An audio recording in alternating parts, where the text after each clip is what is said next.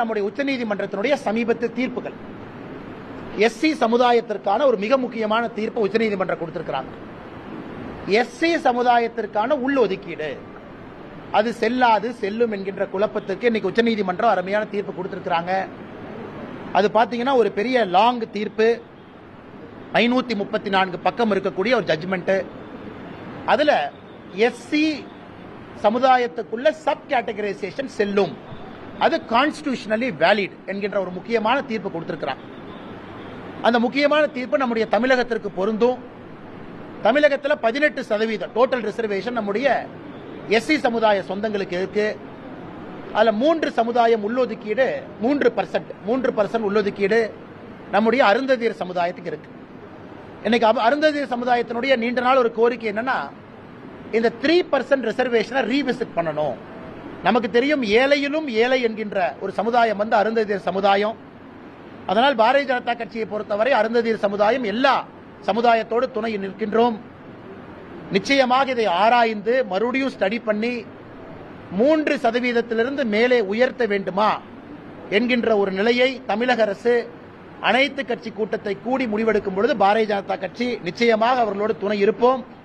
அதற்கு அனைத்து கட்சி கூட்டத்தை கூட்டணும், ஒரு நல்ல முடிவெடுக்கணும் என்பது எங்களுடைய வேண்டுகோள்.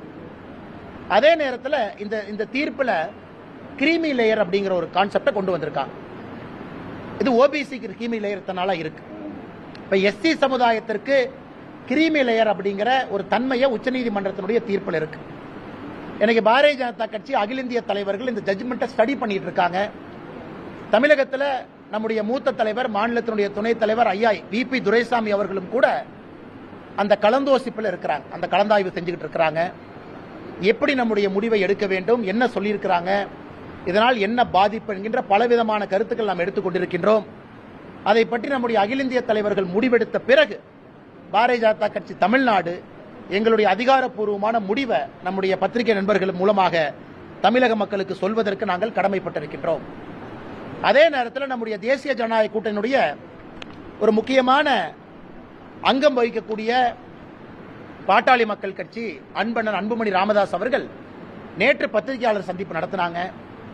அதுல நிறைய விஷயங்களை பேசுறாங்க. அவர் பேசியிருக்கக்கூடிய எல்லா கருத்துக்களும் எங்களுக்கு ஒப்பிகை இருக்கு. குறிப்பாக குரூப் 4 டேட்டாவை வச்சு பேசினாங்க. குரூப் 1, குரூப் 2, குரூப் 3 டேட்டாவை பத்தி பேசவில்லை என்கின்ற புள்ளி விவரத்தை கொடுத்தாங்க. குரூப் 1 எப்படி இருக்கு, குரூப் 2 எப்படி இருக்கு, குரூப் 3 எப்படி இருக்கு. ஆனால் பாரதிய ஜனதா கட்சியை பொறுத்தவரை குறிப்பாக எம்பிசி தமிழ்நாட்டில் எந்த ஒரு சமுதாயத்திற்கும் பாதிப்பு இல்லாத அளவுக்கு நாம் ஒரு முடிவு எடுக்கணும். அதற்கு முதலமைச்சர் அவர்கள் அனைத்து கட்சி கூட்டத்தை கூட்டணும்.